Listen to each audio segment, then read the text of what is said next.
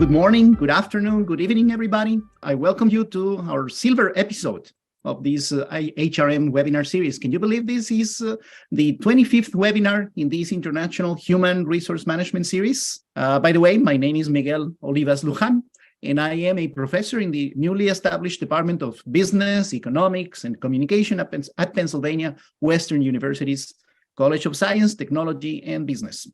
Well, today we have a special treat for all of us. Stacey Fitzsimmons, Mustafa Ozbilgin, and Stella Nkomo will share with us the results of their conditionally accepted JIBS article. I have a few announcements before I pass the virtual podium to Stacey. First of all, I want to highlight that this IHRM webinar series began in 2020 when the pandemic forced us all to stay home from and suspend conferences and many other scholarly activities. My colleagues, Mila Lazarova from Simon Fraser University in Canada, Elaine Farndale from Penn State here in the United States, Marion Festing and Maral Muradbekova from ESCP in Europe, Maja Vidovic from RIT Croatia, who is also in Europe, and I started this webinar series inviting colleagues whose recent publications or conference presentations are influencing our field. We have been taking turns at different roles in the process of co-organizing this series, but special credit is due to Simon Fraser University in Canada, Mila Lazarova and the team that includes Gerardo Arteaga, as well as to Penn State in the United States, Elaine Farndale and Cara Adrian. Without their resourceful centers and support, this series would have been way more difficult to organize. And not as professional, for sure. So the last very practical announcement I will offer today is that we will be using the webinar's Q&A window to send questions, comments, suggestions, or reactions to Stacey, Stella, and Mustafa. Please use it at any time during Stacey's presentation. At the end, we will do our best to address as many of them as we can within the 50-some minutes that we have reserved for this webinar, a little bit less than an hour. So, Stacey is an associate professor of international business at University of Victoria's Peter B. Gustafson's School of Business. She's currently visiting the University of Auckland in New Zealand. So thank you for being with us at such odd time in your workday. Thank you very much. Her work deals with supporting globally mobile employees, such as immigrants, refugees, and other multicultural individuals. Stacey's research has appeared in some of the most rigorous journals in our field and has received awards from AOM, the Academy of Management, as well as AIB, the Academy of International Business. In a little bit of time, she will introduce Mustafa and Stella. Stacey, once again, thank you so much for being with us. We have been looking forward to this webinar for weeks already. So take it away. Thanks so much, Miguel, for the warm introduction. And I'm thrilled to be part of this webinar series. It's really exciting what you guys are developing for everyone. So first of all, I want to introduce my two co-authors on this paper. And by the way, the fourth co-author, David Thomas, wasn't able to join us today. So Mustafa Ozbilgin, so he's a professor of organizational behavior at Brunel Business School in the UK, and his focus is on workplace equality, diversity, and inclusion from a comparative and relational perspective. Now, there is no way that I could list even a sample of his publications or books because he has authored over 20 books, over 200 papers. He currently serves on over 20 editorial boards. He's been the editor-in-chief of multiple journals, including Equality, Diversity, and Inclusion Journal, European Management Review, the British Journal of Management, and he founded the EDI conference in 2008 and has been involved in running it ever since. So I'm thrilled that he joined us on this paper because his expertise in EDI has been absolutely instrumental to what we've done in this project. And as well, we have here Stella Nkomo. So Stella is, it's been one of the highlights of my career just to get to know Stella and getting to work with her. And I'm really, I just wanted to make that clear that she's been phenomenal through this whole process. She's a professor in the Department of HRM at the University of Pretoria in South Africa. Her current research focuses on diversity practices in Africa, including the relationship between diversity ideologies and practices. Some of her many long list of recognitions includes that she's listed in the International Who's Who in Management Sciences. She's listed in the Thinkers 50 Hall of Fame. She won the Sage Scholarly Contributions Award. And some of her roles have included she was the past president of the African Academy of Management. She was elected to the Academy of Science of South Africa. And she was also at one point a scholar in residence at Harvard's Bunting Institute. One of the things she did in 2021 is she republished an updated version of her highly acclaimed book published by Harvard Business School Press called Our Separate Ways, Black and White Women and the Struggle for Professional Identity.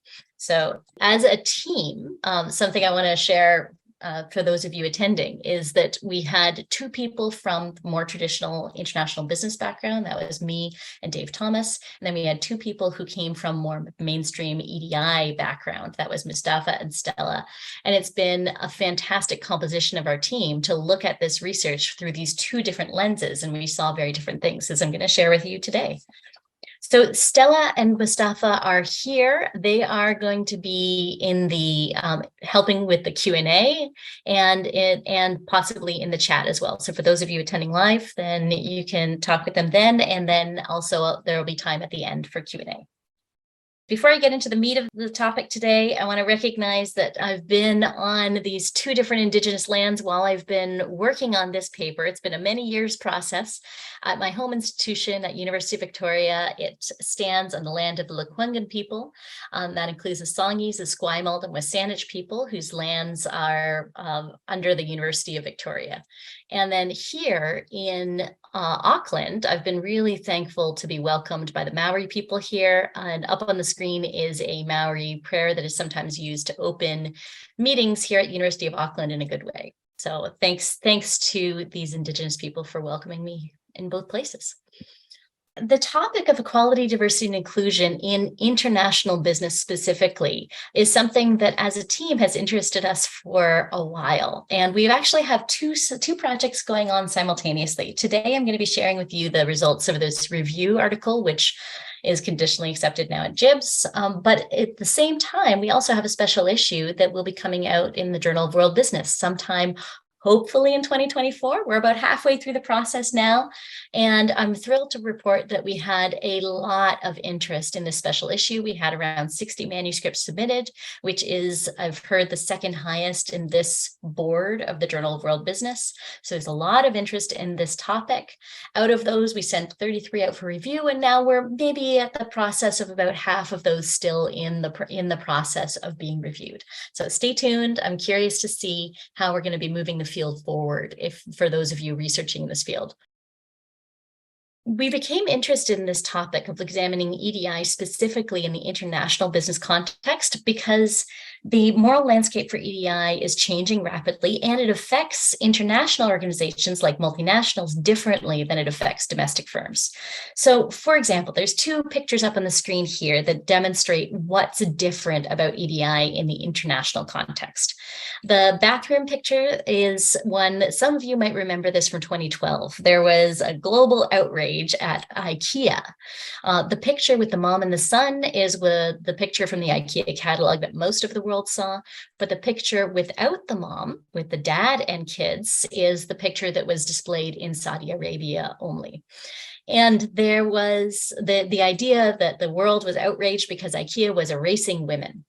And what this demonstrates is this is a multinational that was trying to simultaneously adhere to local expectations and norms regarding EDI, but then is simultaneously being judged by global standards. And that demonstrates some of the challenges for multinationals in dealing with EDI. On the other hand, as a Canadian, I have to talk about the oil and gas industry, and the energy production firms, as they prefer to be called these days, they have a different issue. For example, Chevron, Shell, BP, and ConocoPhillips, so these are some of the biggest names in the business, they all have perfect scores on the Human Rights Campaign Corporate Equality Index, indicating that, among other things, they do a lot of things to support their LGBTQ plus employees. However, they also operate in at least one of 40 or so countries countries where homosexual acts remain illegal, for example, such as Uganda and Nigeria. So if these companies offered any sort of support to their LGBTQ plus employees in those countries, they could inadvertently out their employees and their employees could go to jail. So this demonstrates why EDI is so much more difficult in the international arena. So what we're trying to address then in this review is showing that relative to domestic firms, multinationals have an environment where it's both more challenging and more relevant to address systematic inequalities. More challenging because of the two examples I just shared with you, where you're balancing local EDI expectations against global expectations, meaning that the normal international business decisions about localization versus standardization of practices involves a moral component that makes it very difficult to compromise. And on the other hand, more relevant because your workforce itself is also more diverse than domestic firms. You have all the same diversity that domestic firms exhibit, but in addition to that, and layered on top of that, you also have higher levels of international and cross-cultural diversity. So it's even more complex than domestic firms to manage. And at the same time, multinationals have this power to disseminate HR practices. So we see this as, to some degree, a hopeful or good news story where multinational could be a catalyst for positive change to reduce inequality in the world. So the big question that we're trying to answer with this review is, can existing international business research on EDI address the future demands for global equality and social justice? We approached this question then through a systematic process. We started by looking at what I'm going to be calling mainstream EDI research. That just means EDI research that's happening outside of international business. And we started there to establish the foundations that we were going to compare EDI research within IB against. Then we did two different forms of review. We did a quantitative text analysis review, and then we did a more qualitative narrative analysis review. So I'm going to go through this process and at the end up with our recommendations for the future. So starting with where the field has gone in mainstream EDI research. It has evolved over time, and a good example of this is EDI research at the outset was often focused on equality. So this was the age of affirmative action and the equal employment policies in firms. So for example, Conrad and Linehan, that article is a good example of this era of EDI research. But over time, and the example of the Cox and Blake article up on the screen here, the idea of diversity management came into vogue. And this has been a predominant theme in EDI research for a long time, with the idea of the business case for diversity, managing diversity for firm performance. But more recently, EDI research has gone back to its roots a little bit more, where these days, mainstream EDI research has a tendency to look again at equality or equity or social justice as the outcome that they're trying to achieve. And so when we were trying to summarize what's happening in mainstream EDI research, we used these two fundamental questions. And you'll see these coming up throughout my presentation. They structured our whole review. What is EDI and what is the purpose of EDI research? You can think of these as the what and the why. So for right now, when we looked at all of these reviews at the bottom of the screen, so these are current reviews. We want to know what's happening right now in mainstream EDI research. The current approach is that it's not about any socio-demographic differences. It's about those differences that have a historical, colonial, or power-based struggle for equality, such as the examples listed on the screen here. And as for the purpose, the why of we do EDI research, it has shifted over time, as I was mentioning, from this performance-based argument to these days, we still see the performance-based argument, but we are additionally seeing the interventions that promote equality, where the goal is equality and social justice in organizations. It's summarized really well in an AMR introduction to a special issue that Stella wrote with a number of her colleagues in 2019. And the concluding sentence for this introduction to the special issue describes what's distinct or unique about the field of EDI research. They say, our distinctiveness can lie in being unapologetic about generating theory and research for attaining fairness, equality, and social justice, that's the why, for marginalized social groups, and that's the who. So that answers both of those questions at the same time. So that's our summary and the foundation of mainstream EDI research that we wanted to now pivot to looking at EDI research within international business and compare what we're doing compared to what the mainstream is. So here's the two types of reviews that we did. So we started with a text analysis, and this is where the purpose is looking for broad patterns and trends over time. We developed a database from the Business Source Complete data source. And by the way, both of our data sets that we compiled and created for this review, I'm in the process of putting them up on a data repository, so they'll be available for anyone to use, review, critique, whatever it is you want to do with that. And that will be linked from the article, so you can access the data sets that we used. Then the zoomed in review that we followed it up with is looking just at EDI research within IB. And that one is where we dove deep into what exactly is being done in international business, so we could understand the narratives, the stories, the purpose, and theories. I'm going to start with the text analysis. Okay, so this sample, we ended up with a sample of 1,622 articles. And using those two search terms. Incidentally, we didn't use the term equity in this search because it produced way too many erroneous results, specifically the field of finance, right? So we were looking for a data set that accurately represents the field. It doesn't have to be comprehensive, but it does have to be large in order to use Luke analysis. LIWC is pronounced Luke, and this tool is good for looking at comparing the prevalence of sets of terms between bodies of research or over time. So I'll show with you exactly how that works in a moment. The first thing we wanted to know is just the relative prevalence over time within IB and outside of IB. So what we found here is that it's not surprising that we would see less EDI research within IB than outside of IB, just because the field is smaller than the rest of business. But what is interesting and what is notable is the slope of the lines. As you can see, that there is a big push towards more EDI research and a lot more prevalence of EDI research in mainstream or outside of IB, especially in the 2000s and continuing in the 2010s. But we're not seeing the same push or the same increasing scale of research within IB. So we're estimating here that IB research may be lagging behind, in part because we don't have the same pace of research in EDI within IB as what we're seeing outside of IB. Next, we wanted to know, well, who are we studying when it comes to EDI research in international business? So what you're seeing on the screen here, these are an example of a custom dictionary that we created and validated for use in Luke. What the process involves a series of steps that involve both, brainstorming lists of words and then validating that using international PhD students, using a team of international students who specialize in EDI, and ultimately we came up with these dictionaries, they're called, and then Luke uses these terms to search for their relative prevalence across fields in the data set that we created. So what we ended up finding is this.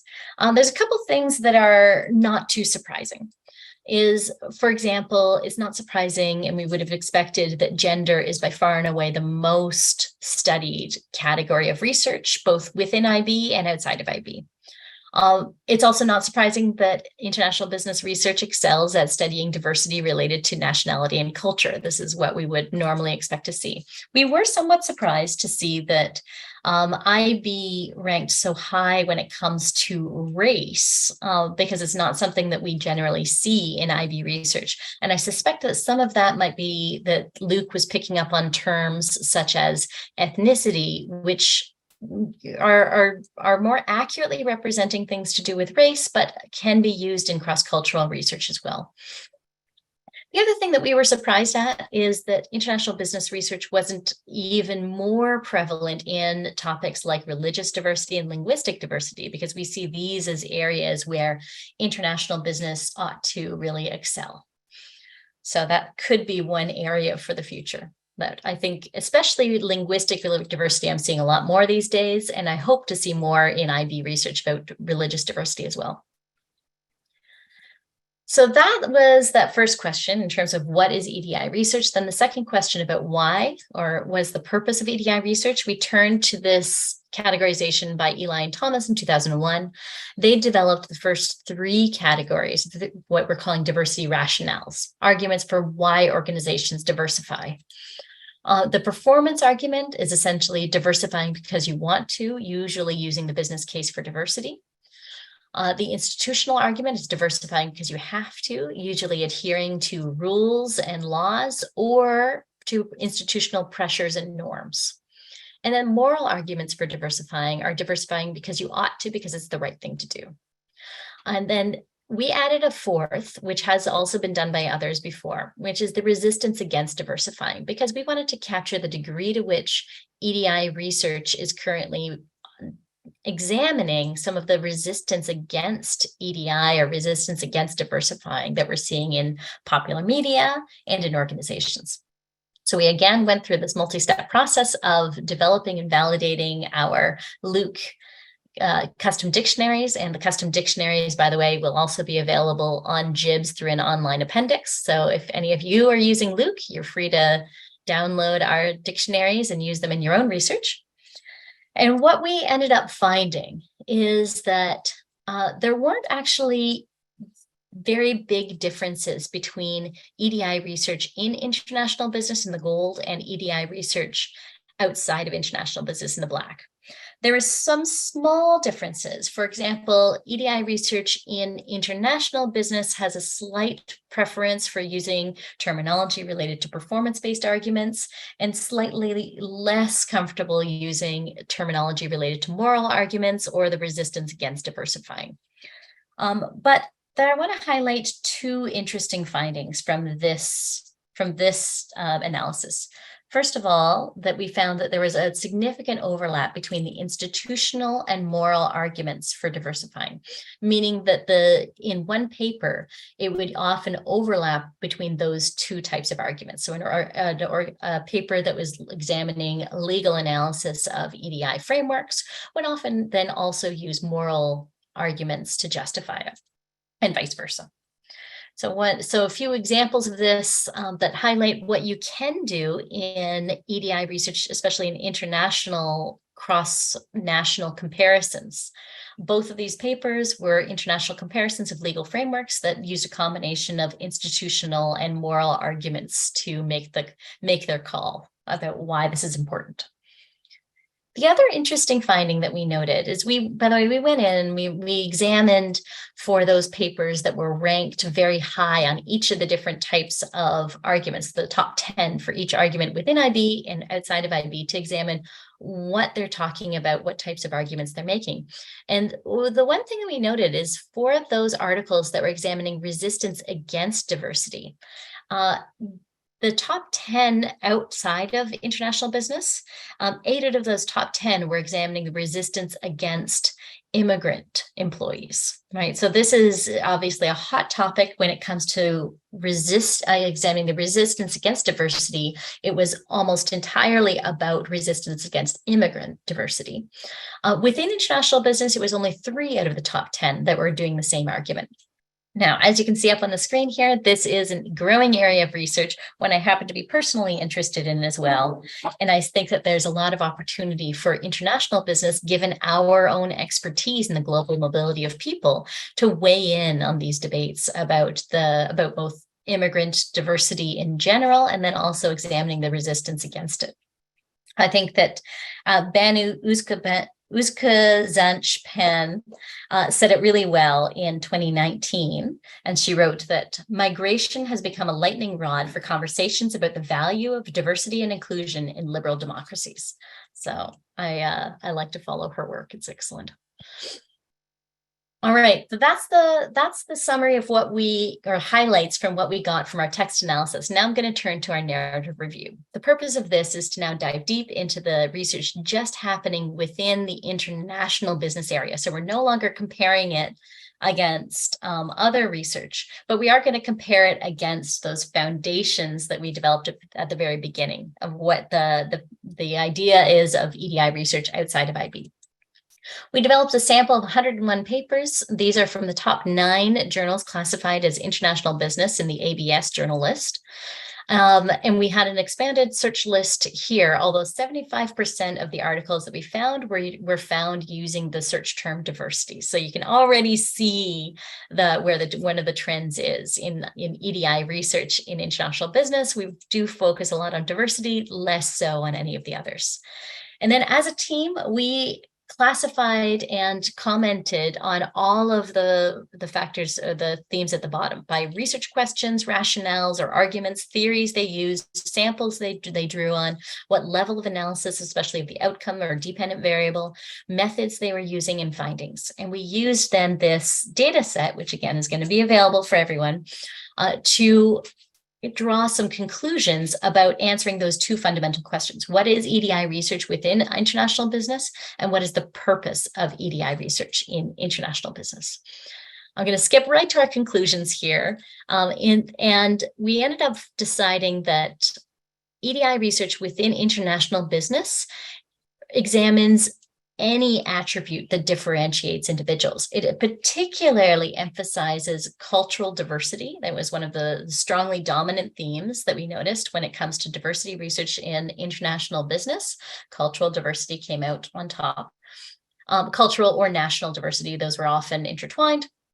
And then there was almost no mention of power differentials, historical, post-colonial, or power-based struggles for equality. The focus within international business research is what we're calling foundational theorizing that explains heterogeneity. And I'll give you an example of what I mean by that in a moment. As for the purpose of EDI research, the purpose within international business is that it largely instrumentalizes EDI, meaning that we're using it as a means to an end. And the end was usually either firm performance or something unique to the IB field, which is reducing internationalization process losses. That means that diversity in much research in international business was used as a means to facilitate the internationalization process. And again, I'll give you an example in a moment. So here's an example that will illustrate what I mean by both of those findings. I've pulled out a series of research questions that are quite common. So this illustrates the prevalence of cultural diversity as a topic for EDI research in international business, and also the prevalence of the performance outcome for EDI research. All of these research questions, and you can see that this varies over time, ranging from 1996 with Efrat Elron, her dissertation, all the way to 2022, a review article. So we can see that this topic continues to be prevalent for EDI research in international business over time. And it illustrates what we really are talking about when we talk about EDI research. And actually, this part has been interesting to have Stella and Mustafa on the team, because as more mainstream EDI scholars, they looked at much of the research that we pulled for our data set in representing EDI in international business, said, this probably wouldn't even classify as EDI research in the mainstream, because it doesn't address some of these power differentials or struggles for equality. Another example that illustrates the internationalization outcome variable that I said was unique to international business research. This is research done by Angélique Breuillot, and she studied 8 different French firms that were all early in the stage of the internationalization process. And what she ended up finding, she used different terminology than the performance institutional resistance. I relabeled this because it maps pretty clearly onto the labels that we were using in this review. But what she ended up finding is that the diversity rationale that these firms were using as justification for diversifying influenced the way that they used diversity as a resource during the internationalization process, and whether they were able to leverage diversity as a means to facilitate their internationalization process, largely using the performance-based diversity rationale, or whether their diversity actually became a hindrance, what she called a negative resource, using some sort of a resistance rationale. So and this is an excellent paper that I highly recommend. So in the last 4 slides here, I'm going to be reviewing our combined results from both sets of reviews, and then using that to make our arguments for what we would like to see in the future, how we can improve the future EDI research in international business. And I'm going to separate that out. First, I'm going to do this for the first question, what is EDI research in international business? And then for the second question, what is the purpose, or why do we do EDI research in international business? But over all of this, we came to an answer to our original research question. And our general answer is that we conclude the approach to EDI research within international business is currently limiting the field's ability to address questions that are core to EDI research outside of international business. And I think the explanation will become clear as I give a few examples here. So what you see here is the original on the left-hand side, the basis for comparison is what I introduced at the very beginning, right? This is our basis for comparison using mainstream EDI research.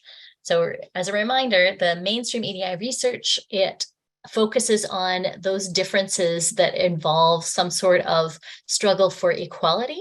And what we ended up finding in international business research is that gender, same as it is in mainstream, gender is by far and away the most common category in international business as well. But international business then follows that with national and cultural diversity. And it's been slower on the uptake over time. We're estimating here this may be about a decade behind, and just in terms of activity of research in this field compared to the mainstream.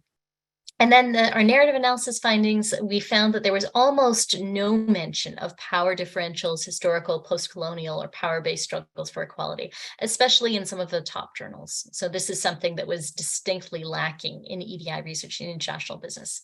Instead, the focus is on what I call foundational theorizing, focusing on heterogeneity.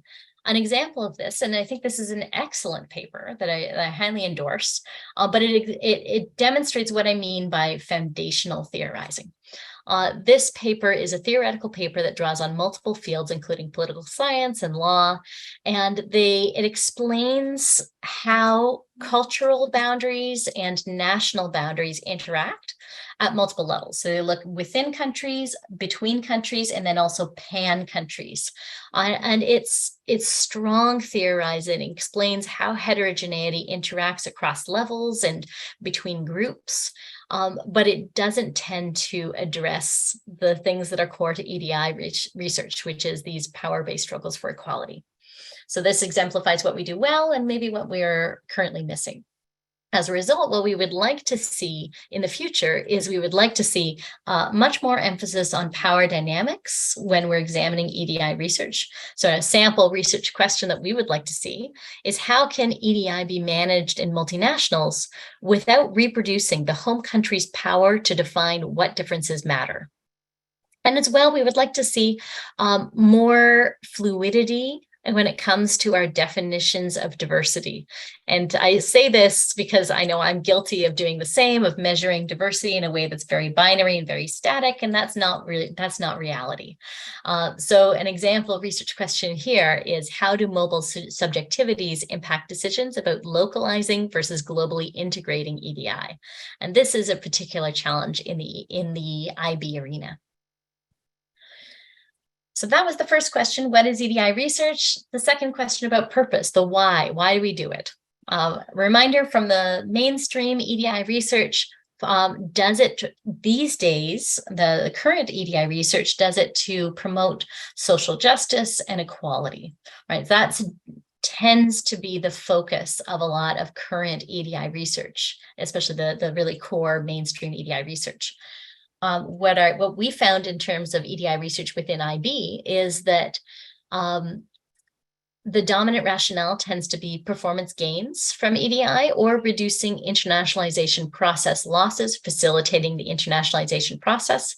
But this was still a performance-based argument, was clearly still prevalent within EDI research in international business.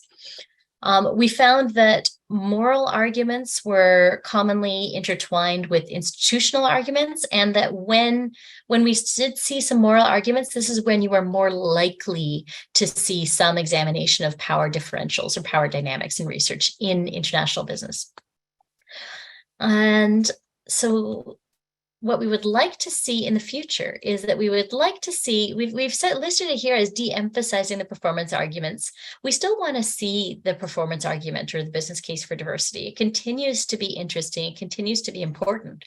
We want to encourage researchers to also go beyond that, right? So there's an influential paper by Eli and Thomas called Beyond the Business Case in 2020, where they also say, it's time to move beyond that. Even if it doesn't incur performance benefits to treat people fairly and have equal outcomes, it's still the right thing to do.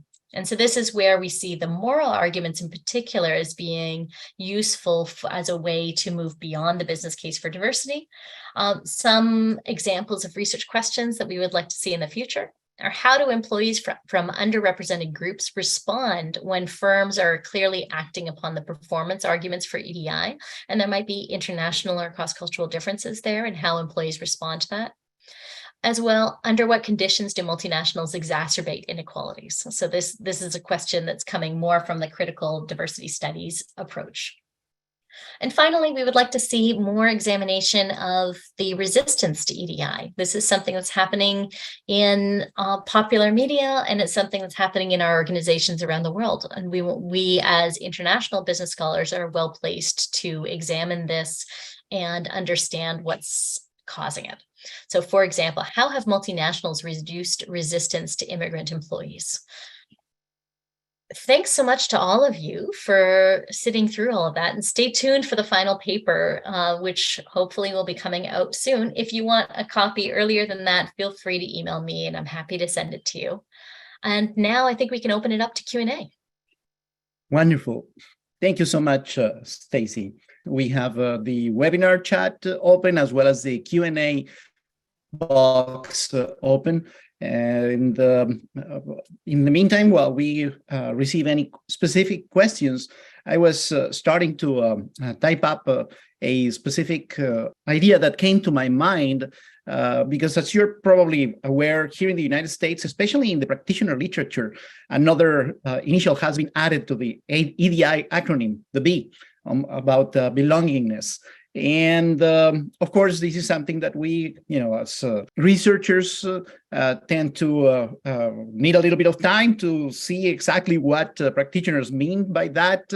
But my first question to this presentation that I appreciate very much, you and Stella and Mustafa's sharing with us, is how about belonging?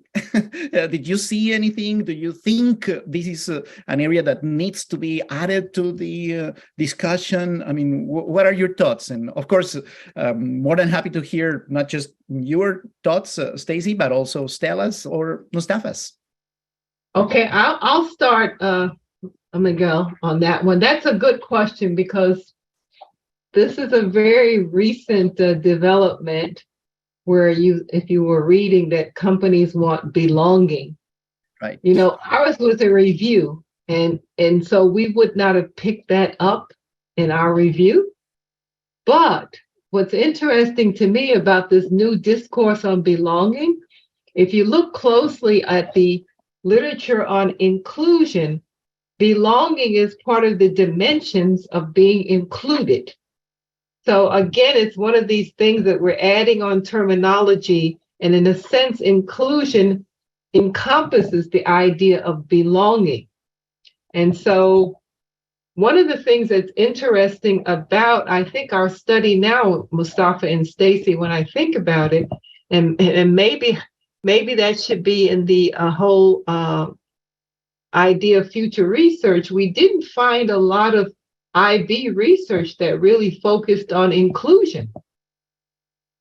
No, so it's very, very few. Yeah, so that was sort of a blank space. So I think that even points to the fact that for people in the IB field, there's opportunity to even, in a sense, catch up a little bit by looking more at what does inclusion mean in an M&E context. How do you come to the idea that you have employees from diverse backgrounds, mobile identities? How do you figure out how you can create an organization that includes everyone, and to the extent that they feel like they fully belong, versus holding on maybe to their national identity or whatever identity they may have. So I think that is a interesting area for future research for those out there listening to this conversation. But I'd like to hear what Mustafa thinks about that, belonging. Yes, belonging was part of my PhD. I looked at belonging and otherness in the financial services sector, end of last century, that old now. And in that, what I did was a bit of a linguistic game. Belonging has two parts: being, which is about authenticity, being able to be yourself at work. The other one is more interesting, is about longing to be. So it's about a commitment to changing organizations so that you can be. So I was always using and teaching these word games, approaching belonging by dissecting it into these two essential elements. Authenticity is a huge part of, I think, belonging.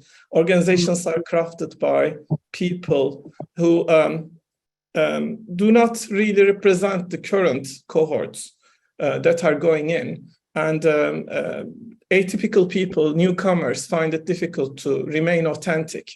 And authenticity is a privilege at the moment. And our longing is then to recraft institutions to make it possible for people who come from different backgrounds to be as themselves. But we haven't included, I agree with Stella, we should, but it's a good opportunity, this webinar, to do that. So those of you who are listening can take the lightning road. Absolutely. Thank you, Mustafa. Thank you very much, Stella. In fact, there was an interesting comment in the webinar chat from Sarita Thomas, I believe. I hope I'm not butchering your first name or last name. She says, or he says, I'm sorry, again, along the same lines, there are some including justice, which is really an extension of equity, which, that makes a lot of sense. And by the way, we are starting to see questions within the Q&A window. So let me read the next one so that Stacey, Stella, or Mustafa can tell us their thoughts on these couple of questions from Jiayin Kin. First of all, the comment begins with, thank you, Stacey, for the insightful presentation. I have two questions. Number one, regarding quantitative text analysis, does it take into account the approach to studying diversity? For instance, you mentioned that gender diversity is extensively studied, but does the analysis capture how this categorization is approached, considering that many IB studies treat gender as a control variable? There seems to be a word perhaps or an idea missing at the end. Then the second question is, when it comes to the review methodology, do you believe that conducting a narrative analysis across both IB and non-IB journals would yield a more accurate comparative analysis of how EDI is studied? And of course, she mentions, or he mentions, thank you again for an enlightening presentation. So please. I'm happy to take number one, and maybe Stella and Mustafa, you can take number two. Yeah. So for number one, as for assessing the methodologies, our Luke analysis didn't capture that, but we know just from reading so much of the research in IB and outside of IB that in general, IB takes a far more quantitative approach to studying EDI research than mainstream EDI research, which is largely qualitative. And so that's partly why in IB, as you mentioned, right, this previous review of gender in IB found that it's often used as a control variable. It's often very binary in the way that IB captures diversity categories. And Stella and Mustafa, do you want to comment about the comparing, using a narrative review, comparing and contrasting? Okay, with narrative analysis, this was the part we had the most critical review feedback, because IB field is not very accustomed to narrative analysis. It kind of symbolically denigrates it in a way, but it's not the same in other fields. Narrative analysis is considered a helpful means by which critical review of literature could be conducted.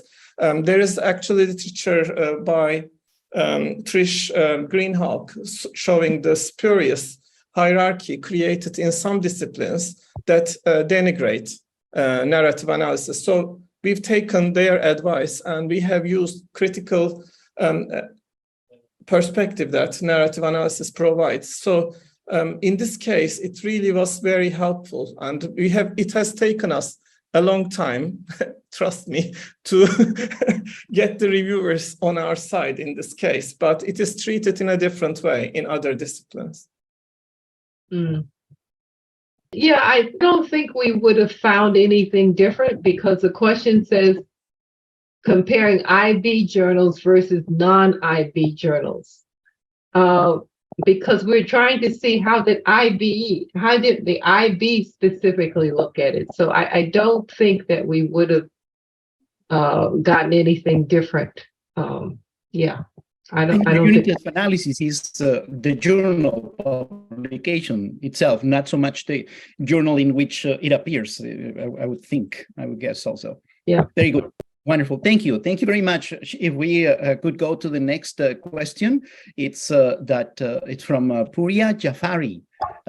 The comment says, thank you, Stacey, for your insightful presentation. Would you kindly share if you have any specific plans for future research in different regions with different cultures, since EDI research is mostly based on cultural factors? I suspect it's a question on regions of the world. I don't know if that's an interpretation that I'm getting, but somebody might have a different way to understand this question. I might throw this one to Mustafa, because I don't know anybody who is more prolific when it comes to EDI research. So I'm sure you have projects in process in multiple regions in the world. Yes, I think EDI research is very rich in terms of its regional focus, because context gives a meaning to diversity. Different categories of diversity do not easily migrate. I have been doing research in different regions of the world, and today I got a paper accepted in Central and Eastern Europe with Andreas, who is here also participating in the paper looking at the oil and gas industry. I was so pleased that Stacey actually raised that industry. Actually, not only sectors, not only regions, but also industries are very important domains of exploration, because industries have their different logics that give different emphasis to different categories of diversity. If you look at, for example, oil and energy sector, it's a very different set of priorities in comparison to cultural industry versus manufacturing industry that produces furniture. What I would say to Puraya, I think that's really worthy, because one of the points that we make is the meaning of EDI, or the meaning of what is diversity, will differ according to region or even country. So, I think that is a fruitful area for research, and there's lots of opportunities to do that, because most EDI was originally based on categories prevalent in the USA. And so I would say, yes, we should do more of that work. And you say, for example, you say in the question, EDI is mostly based on a cultural factor. Well, it's not always the cultural factor. It depends on where you are in the world. So I think, yes, we need much more around that. And I think especially in the MNE space, where MNE by itself implies multicultural workplaces. So you're going to have a workplace with lots of different cultures. So how do you begin to understand the meaning of EDI within a workplace like that? So I would just say to everyone, there is a lot of frontier research that could be done in relationship to the question that you raised. And I see too, if I may, there's a related question from Frank Horowitz in the chat, which is an intriguing question. And maybe Mustafa, you'll have to jump in. How do you achieve belonging if people are working in hybrid and virtual forms like we are. Yes. There Yeah, is some literature from previous decades looking at imagined belongings and imagined solidarities by industrial relations scholars. So we need to look further afield, because industrial relations scholars have looked at how people show solidarity and how that is assumed. We can not always physical form, but it across people can show solidarity. So we need to identify solidarity and belonging concepts can be also brought together. We can look at new virtual forms of belonging. I think these are all great research venues, Stella. Frank, why don't you start researching this? I mean, you're already in that field anyway. Well, you know, I think I want to throw something in there real quick about that virtual space. I read this, I think it's a research at Harvard Business School. You know, in terms of marginalized groups, especially, I think her study was on people in the US workspace, African Americans, where many of them were happy to work from home and not to go to work because that allowed them to avoid the microaggressions that they typically face in their workplaces. So they actually liked working in a virtual space. That's a very interesting area of exploration. Mm-hmm. So I think it does complicate the question of inclusion and belonging. And specifically in the international arena, linguistic diversity in general. So these days, there seems to be a general consensus that hybrid and virtual work, where so much is text-based, can be an advantage for people who are working in a non-native language. Further to that, there are inequalities in terms of access. I mean, we assume that everybody has perfect access to virtual environments, and there is inequalities in income are directly translated to digital inequalities. So we need to be wary of using these technologies and assuming that everybody will have the same access. Absolutely. Yes, absolutely.